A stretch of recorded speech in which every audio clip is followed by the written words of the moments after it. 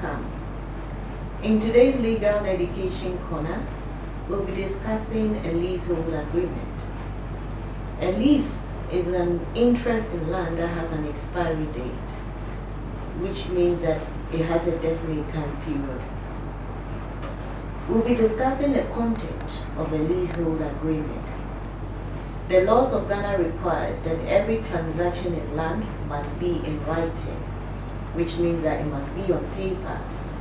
In that regard, it means that there must be an agreement or document that should state and specify the content of the agreement. What are some of the things you want to see in a leasehold agreement? The first thing you want to see when you pick up a lease agreement is a description of a transaction on paper. So on paper, you must know that this is a leasehold agreement, and that should be the beginning of the agreement, the content of the agreement, which says this is a leasehold agreement. Secondly, you may want to see the parties who are executing the agreement.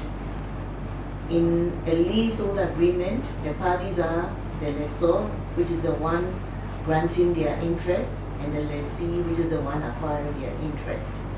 You must have the name of the lessor. You must have his addresses stated in there, residential and postal address in there. You must even also have the capacity of the parties. In what capacity is the person granting you their interest? In Ghana, there are various forms of ownership.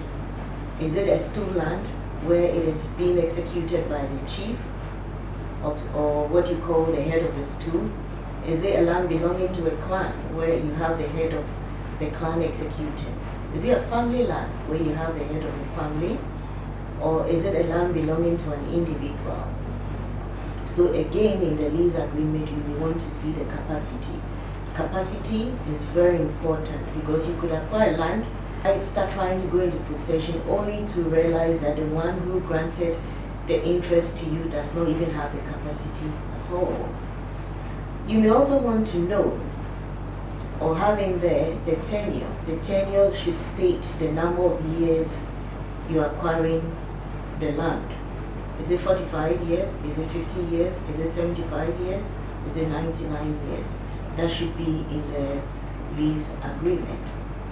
And in there, of course, you must know the expiry date of the transaction as well.